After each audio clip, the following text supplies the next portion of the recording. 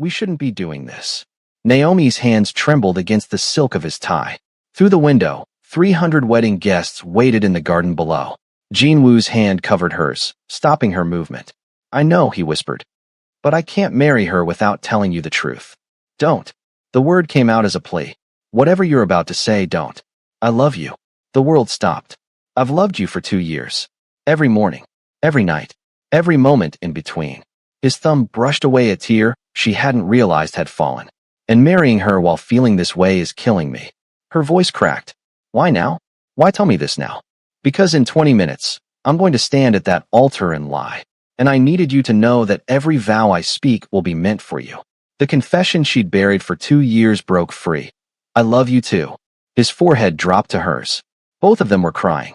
We shouldn't be doing this, she whispered again, but her hands gripped his shirt tighter. I know, he breathed. But for one moment, let me pretend you're mine. He kissed her. Salt and desperation and goodbye. A knock shattered everything. 5 minutes, sir. Naomi pulled back, finished his tie with shaking hands. Be happy, even if it's a lie. She left before he could respond. In the hallway, she heard voices from the bride's dressing room. 3 more months, and the poison will make him too weak. 6 months, he's dead. Naomi froze. And they'll really believe the maid did it? I've planted evidence for weeks. When Jinwoo dies, every clue points to her. The jealous help who killed her employer out of love. Naomi's world shattered for the second time in 5 minutes. He loved her. He was dying. And she was the scapegoat. Welcome back to True Soul Stories. If you're new here, what you're about to witness will leave you speechless. Hit that subscribe button right now because this love story is about to turn into a nightmare. Let's get into it. 2 years earlier, Naomi Washington's first day at the Park estate began with 3 rules delivered by the head housekeeper in a tone that left no room for questions. Rule 1. Don't speak unless spoken to. Rule 2. Don't look Mr. Park directly in the eye. Rule 3. Never, under any circumstances, enter his private study uninvited. Mrs. Kim, the housekeeper, was a stern woman in her 60s who'd worked for the Park family for 30 years. She knew which rules could bend and which would get you fired, or worse. Mr. Park values his privacy above all else. Mrs. Kim continued as they walked through the sprawling mansion. He's a very important businessman with very important associates. Your job is to be invisible. Clean efficiently, work quietly, and for the love of God, don't ask questions about what you see or hear. Naomi nodded, taking in the marble floors, the crystal chandeliers, the artwork that probably cost more than her entire life. She'd grown up in Atlanta in a 2-bedroom apartment with her grandmother. This world was so foreign it felt like another planet. I understand, Mrs. Kim. Good. Because girls who don't understand don't last long here. Mrs. Kim's voice softened slightly. You come highly recommended. Your references say you're hardworking and discreet. That's exactly what we need. Don't disappoint me. I won't. Naomi kept all 3 rules for exactly 6 days. On the 7th night, working the late shift, she was cleaning the hallway outside Jinwoo's private study when she heard it. The crash of glass shattering, furniture scraping violently across the floor, then silence. The kind of terrible silence that screamed something was desperately wrong. She stood frozen, mop in hand, staring at the closed door. Walk away, her brain commanded. Follow the rules. Mind your business. But her grandmother's voice echoed in her head. Asterisk, baby girl, you can't never turn away when someone might be hurting. That's how you lose your humanity. Asterisk. Naomi set down her mop and knocked softly. Sir? Is everything all right? No response. She knocked again. Sir? I heard a crash. I just want to make sure. Go away. The voice was rough, hollow. I can't do that, sir. Not until I know you're not hurt. I said go away, but there was something in his voice, not anger, but pain. Deep, soul-crushing pain. Naomi made a decision that would change everything. She opened the door. Jinwoo Park sat on the floor of his study surrounded by shattered glass and scattered papers, blood dripping from his right hand onto the expensive Persian rug beneath him. His tie was loosened, his shirt partially unbuttoned, and his eyes, dark and intelligent even in distress, were hollow in a way that made her chest physically ache. He looked up as she entered, and for a moment, she saw something flicker across his face. Not anger, surprise, maybe even relief that someone had cared enough to check. I told you to go away. But the words had no heat behind them. You're bleeding, sir. Naomi grabbed the first aid kit she'd seen in the hallway during her orientation. And that rug is probably worth more than my annual salary. If I don't clean the blood now, the stain will set, and Mrs. Kim will have both our heads. For the first time, something that almost looked like amusement touched his expression. You're new. 6 days. She knelt beside him, carefully avoiding the broken glass. Which means I don't know yet that I'm supposed to be terrified of you. You should be. She met his eyes, directly, breaking Rule 2 without hesitation. Right now, you just look tired, sir. Not terrifying. He stared at her for a long moment, and she wondered if she'd just made a catastrophic mistake. But then, quietly, he said, I am tired. Something passed between them in that moment. Nothing romantic. Nothing inappropriate. Just two people recognizing exhaustion in each other. The kind of bone-deep weariness that came from carrying weights too heavy for one person. Naomi examined his hand gently. This needs stitches. It's fine. With all due respect, sir, you're dripping blood on a 6-figure rug. It's objectively not fine. She began cleaning the wound with antiseptic. What happened? Does it matter? Probably not. But talking helps sometimes. Distracts from the pain. He was quiet for so long she thought he wouldn't answer. Then, I broke a glass. Then I put my fist through my laptop screen. Not my finest moment. Bad news. The worst kind. The kind that doesn't change no matter how many glasses you break or laptops you destroy. She wrapped his hand carefully, her touch gentle but efficient. For what it's worth, the laptop probably deserved it. A sound escaped him, not quite a laugh, but close. What's your name? Naomi, sir. Naomi Washington. You're American. Yes, sir. From Atlanta. Been in Seoul for 3 months. What brought you here? Long story. The short version is my grandmother needed expensive medical care, and the pay here is triple what I could make back home. Your grandmother raised you? Since I was 8. My parents died in a car accident. She tied off the bandage. There. That should hold until you can see a proper doctor. Though you really should get stitches. I'll survive. He flexed his hand, testing the bandage. Thank you, Naomi. Just doing my job, sir. Breaking the rules to help your employer isn't in your job description. She smiled. Maybe not. But my grandmother always said rules are just guidelines when someone needs help. Your grandmother sounds wise. She is. Stubborn as hell. Excuse my language, but wise. Don't apologize for speaking honestly. It's refreshing. He stood slowly, and Naomi rose with him. You should go. Your shift must be almost over. The rug, sir. I'll handle it. You've done enough. He paused at his desk. And Naomi? Thank you. Not just for the bandage. For checking. Anyone would have. No, they wouldn't. Most people hear a crash behind my door and walk faster in the opposite direction. His smile was sad. You're either very brave or very foolish. I'm leaning toward foolish, sir. Me too. But I appreciate it anyway. Naomi left the study feeling like she'd just crossed an invisible line she couldn't uncross. When she returned an hour later to finish her cleaning shift, the broken glass was gone, and a neatly folded 50,001 note sat on the hallway table with a simple note. Asterisk for the rug. Thank you. JP asterisk. That was the first time. The second time was 3 weeks later. Naomi arrived for her early morning shift at 5 a.m., the time when the estate was quietest, when she could clean the main areas before the family and staff fully woke. She'd learned the rhythms of the house, where to be when, how to move through rooms like a ghost. But that morning, she found Jin-Woo passed out at his desk in his study, his face pressed against financial reports, papers scattered everywhere, his computer still glowing with spreadsheets and documents she deliberately didn't read. She should have woken him immediately, should have backed out and pretended she'd never seen him vulnerable like this. Instead, she noticed the dark circles under his eyes. The way his breathing was deep and even, the first real sleep he'd probably gotten in days. The coffee cup beside him, empty and cold, suggesting he'd been working through the night. Naomi quietly draped her jacket over his shoulders, the only covering available. She left a fresh glass of water within easy reach and turned down the harsh overhead lights, leaving only the softer desk lamp. Then she left as silently as she'd entered.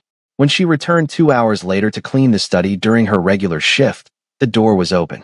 Jin-Woo stood by the window, her jacket folded neatly over a chair, and a handwritten note placed on top. Asterisk, thank you for your kindness. I don't deserve it, but I appreciate it more than you know. JP asterisk. Beside the note was an envelope containing 200,001. Naomi stared at the money, something uncomfortable twisting in her chest. She didn't want to be paid for basic human decency, but 200,000 won would cover her grandmother's medications for a month. She took the money, folded the note, and tried to ignore the way her heart had started doing strange things whenever she thought about Jinwoo Park. The third time changed everything.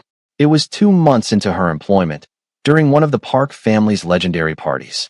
The house filled with men in expensive suits, women in designer dresses, and an atmosphere of barely concealed danger that made Naomi's instincts scream. These weren't normal businessmen. She might have been naive about many things, but she'd grown up in neighborhoods where she recognized predators. These men were predators in expensive cologne and Italian leather. She was in the hallway, clearing empty glasses, when a drunk guest cornered her. He was European, German, maybe, with breath that reeked of whiskey and entitlement. His hand grabbed her waist before she could step back. "Come on, sweetheart. A girl who looks like you doesn't work in a place like this without knowing how to have fun." Naomi's blood turned cold, but her voice stayed steady. "Sir, I need you to let me go." "Why? We could have fun. I could make it worth your while." His other hand reached for her face. Naomi's knee came up fast and stopped just short of contact. "Touch me again, and I'll make it worth your while in a very different way. Now let me go." The man's face darkened. "You little bitch. Do you know who I am? I could buy and sell you 10 times over. I'll have you fired." You'll what?" Jinwoo's voice cut through the hallway like a blade of ice. The drunk guest spun around, his grip on Naomi loosening. His face went from red to white in seconds. "Jinwoo, I was just leaving." Jinwoo's voice was deadly quiet, the kind of quiet that preceded violence. "You're leaving my home. You're leaving my city. And if you ever come near any member of my staff again, if you ever speak to any woman in my organization again, I'll make sure every business partner you have knows exactly what kind of man you are." It was just, "Get out." Jinwoo took a step forward. 2 of his security guards appeared from nowhere. "Escort Mr. Hoffman to his car. Make sure he understands he's not welcome here again. Ever." The guards moved in. The drunk man opened his mouth to protest, then saw something in Jinwoo's expression that made him think better of it. He left without another word. Jinwoo turned to Naomi. The cold fury melted into concern. "Are you all right?" "I'm fine, sir. I had it handled." "I know you did. I saw." Something that might have been pride flickered in his eyes. "I saw you threaten him. Very effective. Though I appreciate you not actually following through. The hospital visit would have complicated my evening." Despite everything, Naomi almost smiled. "I was close, sir. I could tell." His expression sobered, but he still needed to know there would be consequences. That kind of behavior is unacceptable. In my home, my staff are under my protection. Always. "Thank you, sir. Don't thank me for basic decency." He paused, something shifting in his expression. "Though I should thank you for restraint. You could have caused a scene, made things difficult. You didn't. Part of the job, sir." "No, it's not. Most people would have screamed, would have created drama." He studied her with new interest. "You're different, Naomi. Is that good or bad, sir?" "I haven't decided yet." He smiled, a real smile that transformed his entire face from intimidating to almost handsome. "No, not almost. Definitely handsome." "Good night, Naomi." "Good night, sir." She watched him walk away, something warm and dangerous blooming in her chest. That was the moment she first felt it. The flutter, the awareness. The completely inappropriate recognition that her employer wasn't just powerful or intimidating. He was a man, a complicated, troubled, surprisingly kind man who made her heart do things she absolutely could not afford to feel. "No," she told herself firmly. "Absolutely not. He's your employer. He's a dangerous man in a dangerous world. He's completely, utterly, impossibly off limits." But the heart, Naomi was learning, doesn't listen to logic. 6 months into her employment, everything shifted. The late-night conversations started almost by accident. Naomi would be cleaning Jinwoo's study during her evening shift.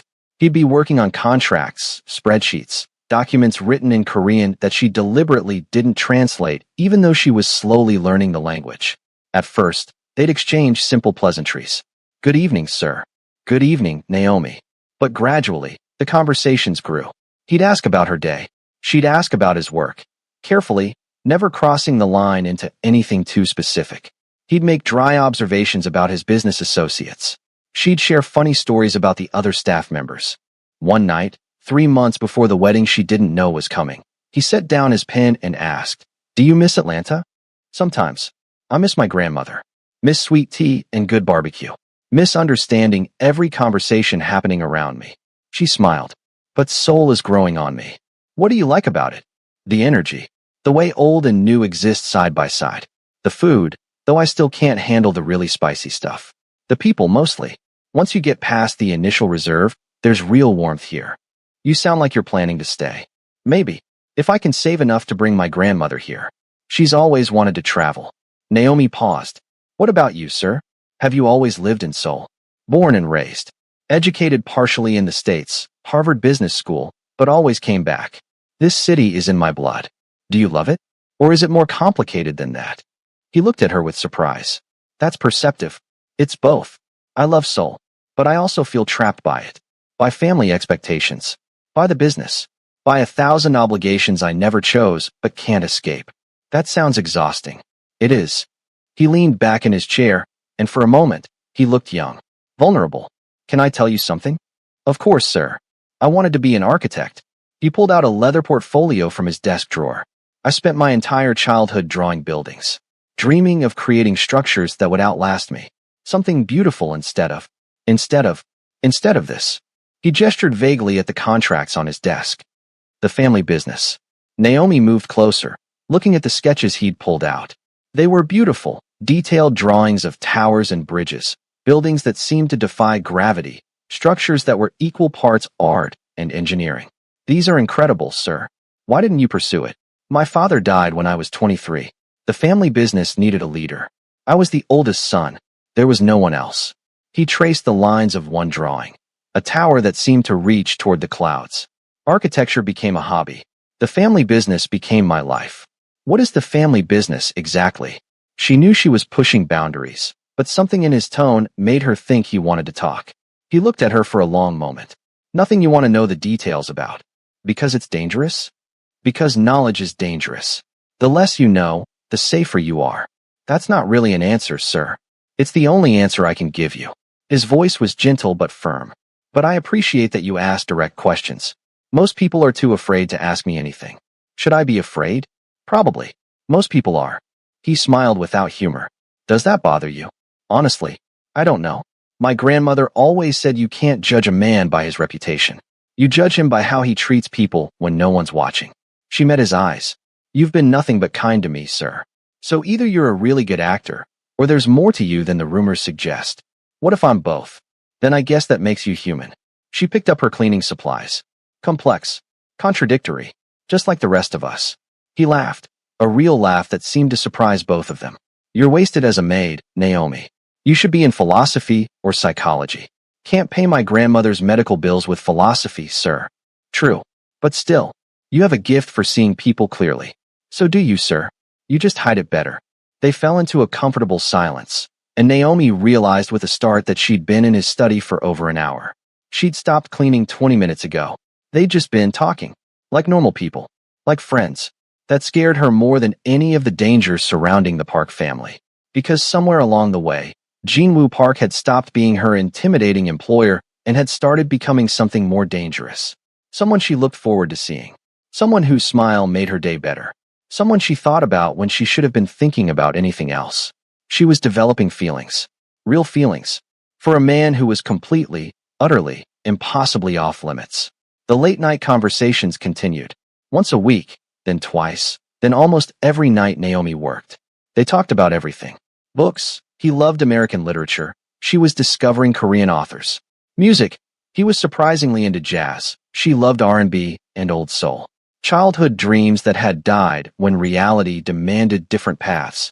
They never touched. Never crossed any physical lines. But emotional intimacy grew in a way that felt more dangerous than any physical contact. One night, Jinwoo showed her a scar on his shoulder, a bullet wound from a business disagreement 5 years ago. "Does it hurt?" she asked. "Sometimes. When it rains. When I'm stressed." He rolled his shoulder. "Mostly it just reminds me that I'm mortal. That one day, someone will be faster or smarter, and this life I've built will end." "That's dark, sir." "It's realistic." He looked at her. "In my world, you don't die of old age. You die when you stop being useful or when you make a critical mistake. Then why stay in this world?" Because leaving isn't an option. Because the people who depend on me, the legitimate businesses, the employees, the families who rely on our protection, they need me to stay. Because walking away would create a power vacuum that would get innocent people killed. So you're trapped. Completely. His smile was sad. The golden cage is still a cage, Naomi. I'm sorry, sir. Don't be. I made my choices. I live with them. He picked up his pen again. But I appreciate that you listen. That you don't judge. That you treat me like a person instead of a monster. You're not a monster, sir. You don't know what I've done. I know how you treat me. How you treat the staff. How you protected me from that drunk guest. How you work yourself to exhaustion to keep everything running. She moved toward the door. Maybe you've done terrible things. Maybe you are dangerous. But you're also kind. And that matters. She left before he could respond, her heart pounding. She was falling for him. Completely, irrevocably, disastrously falling for him. And there was nothing she could do to stop it. 8 months into her employment, Jinwoo's father made an announcement that shattered whatever fragile thing had been building between them. Naomi wasn't supposed to hear it. She was cleaning the adjacent room when the shouting started, Jinwoo's father's voice booming through the walls. You'll marry the song girl. The alliance is already arranged. The contracts are signed. I won't. Jinwoo's voice was steel. I don't love her. I won't marry someone I don't love. Love. His father laughed, a harsh, bitter sound. Love is a luxury for people who have the privilege of choice. You don't. You're the head of this family. You marry strategically, or you don't marry at all. Then I'll marry no one. You need an heir. You need alliances. The Song family controls the southern territories. This marriage secures our power for the next generation. It's already decided. Find another way. There has to be another way. There is no other way. The sound of something slamming, a fist on a table. You will marry Yoon Seo Song in 6 months. The announcements go out tomorrow. This discussion is over. Silence. Then Jinwoo's voice, quiet and utterly defeated. Yes, father. Naomi pressed her hand to her mouth. Fighting tears, she had no right to cry. Of course he was getting married. Of course it was arranged. Of course she'd been foolish to think their late-night conversations meant anything beyond employer being kind to employee. She'd let herself believe in something impossible. Let herself dream that maybe, somehow, there could be something between them.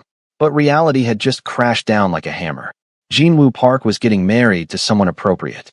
Someone from his world. Someone who could stand beside him without raising eyebrows or causing scandal. And Naomi was the help. The American maid who'd made the catastrophic mistake of falling in love with a man she could never have. She avoided him for 3 days after that conversation. Took on different shifts.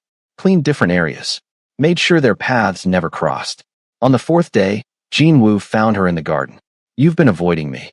It wasn't a question. I've been busy, sir. She kept her eyes on the roses she was trimming. Don't lie to me, Naomi. You've never been a good liar. He sat on the bench beside where she was working. You heard the conversation with my father. She froze. I know you were cleaning the adjacent room. I know you heard everything. His voice was soft. That's why you've been avoiding me. I'm sorry, sir. I didn't mean to eavesdrop. I should have left when I realized. I'm the one who should apologize. He ran a hand through his hair, a gesture she'd learned meant he was stressed. I've been selfish, letting you become someone I depend on, someone I look forward to seeing. It wasn't fair to you. Her heart cracked. You don't owe me an explanation, sir. Yes, I do. He turned to face her. Because somewhere along the way, these conversations stopped being just friendly workplace chat. And I should have been more careful. Should have maintained better boundaries. It's fine. Really. You're getting married. That's wonderful. I hope you'll be very happy. The words tasted like ashes. Don't. His voice was raw. Don't pretend you don't know I'm miserable about this. She finally looked at him. Saw the same trapped desperation in his eyes that she felt in her chest. What do you want me to say, sir? I don't know. Maybe that you'll miss our talks. Maybe that working here won't feel the same once I'm married. Maybe that. He stopped himself. That what? Nothing. It doesn't matter. It matters to me. The words escaped before she could stop them. He looked at her for a long moment. The air between them charged with everything they couldn't say. You should go back to work. Yes, sir. She gathered her gardening tools with shaking hands. Naomi. She stopped but didn't turn around. When I'm married, we can't keep having our evening conversations. You understand that, right? It wouldn't be appropriate. I understand, sir. I'm sorry. So am I, sir. She walked away before he could see her cry. That night, alone in her small apartment, Naomi made a decision. She couldn't do this anymore. Couldn't watch Jinwoo marry someone else while her heart slowly broke. Couldn't keep torturing herself with stolen conversations and inappropriate feelings. She would resign. Find another job. Maybe even go back to Atlanta. Get away from Jinwoo Park and the impossible situation she'd created for herself. In the morning, she submitted her resignation letter to Mrs. Kim. I've been offered a position in Busan, Naomi lied smoothly. Better pay. Closer to family opportunities. I'll need to leave in 2 weeks. Mrs. Kim looked at her suspiciously. This doesn't have anything to do with Mr. Park's upcoming wedding, does it? Of course not, Mrs. Kim. It's purely professional. Because I've noticed how much time you spend cleaning his study. How often he requests you specifically for certain tasks. Naomi's stomach dropped. I don't know what you're implying. I'm not implying anything. I'm stating facts. Mrs. Kim's voice softened slightly. You're a good worker, Naomi. You're also a smart girl. Smart enough to know that some paths lead nowhere good.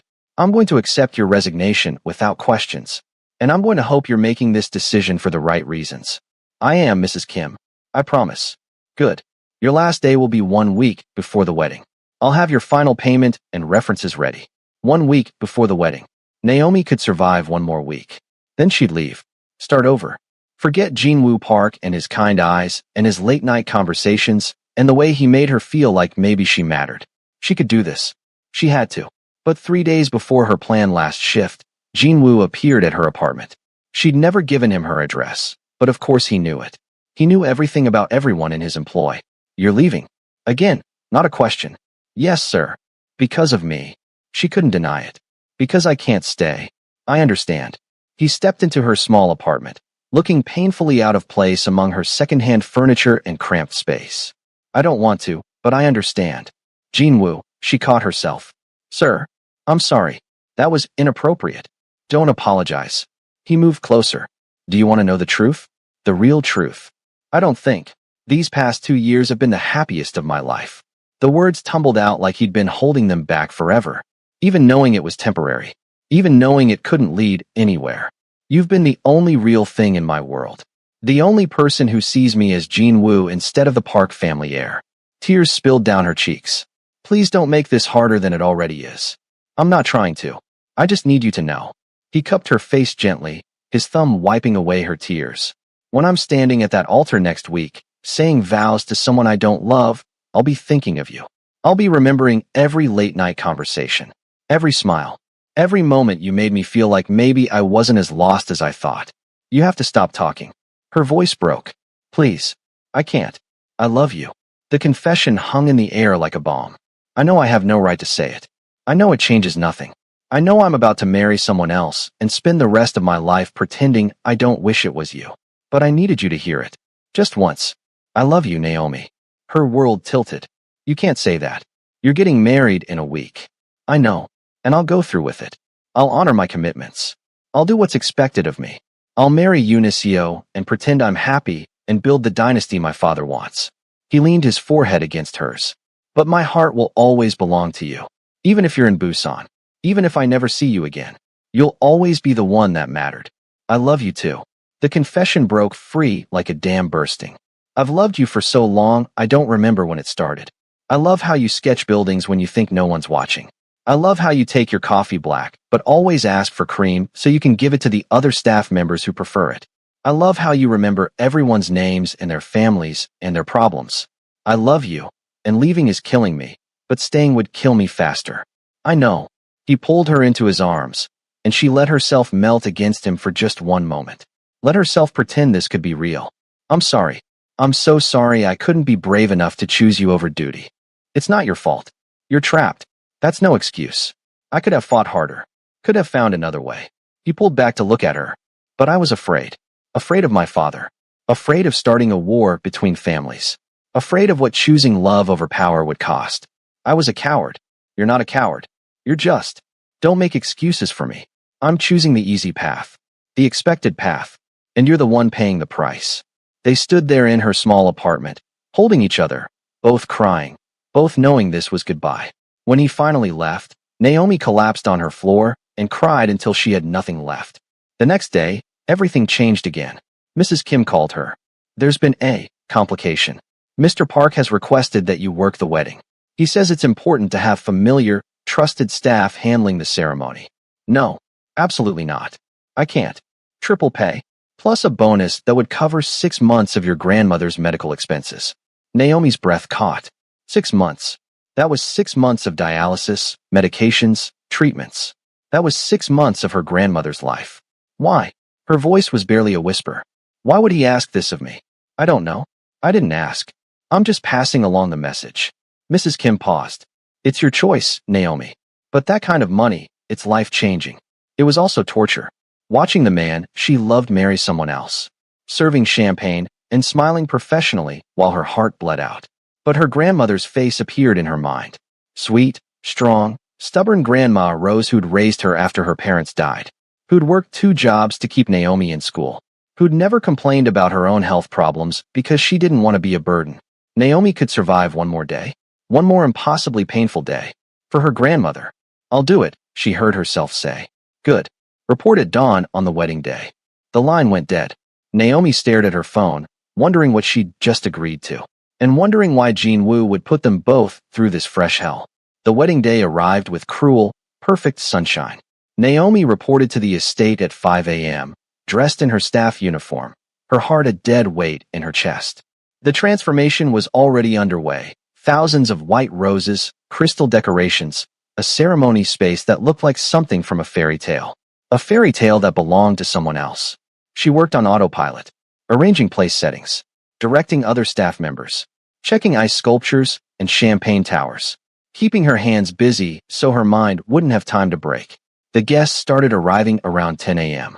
Korean elite, business associates, relatives from both families. Everyone dressed in designer everything, speaking in voices that carried the confidence of people who'd never had to worry about money. Naomi moved through the crowds invisibly, refilling glasses, clearing plates, being the perfect ghost. At 11:30, Mrs. Kim found her. Emergency. The groom's tie came undone, and his useless groomsman can't figure out how to fix it properly. You're good with that sort of thing. Go handle it. Naomi's heart stopped. Can't someone else? Everyone else is managing critical tasks. You're the only one available. 5 minutes. In and out. She walked toward the groom's preparation room like a woman walking to her execution. She knocked, heard his voice, come in, and felt something inside her shatter all over again. She entered. Jean Wu stood by the window, and when he saw her, every carefully constructed wall crumbled. Naomi, your tie needs fixing, sir. Right? The tie. She approached, her hands trembling. Through the window, she could see the 300 guests filling the garden below. Could see the altar where in 20 minutes, vows would be spoken that would end everything. Her fingers touched the silk of his tie, and the air changed. Became charged. Impossible to ignore.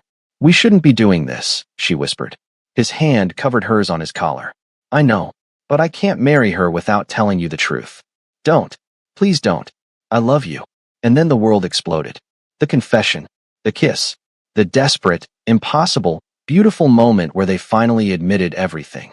I love you too. They held each other like drowning people, knowing this was the first and last time. Then the knock. 5 minutes, sir. Reality crashed back. Naomi finished his tie with shaking hands, whispered goodbye, left before she completely fell apart, and heard the conversation that would change everything. The voices from Unesio's dressing room. The poison plot. The murder plan. The frame job that would destroy her life and end Jean Wu's. Naomi stood in the hallway, her world shattering for the 3rd time in an hour. He loved her. He was dying. She was the scapegoat, and she had 10 minutes to decide what to do about it. The wedding music started. Naomi forced herself to move, to walk toward the ceremony space, her mind spinning through impossible calculations.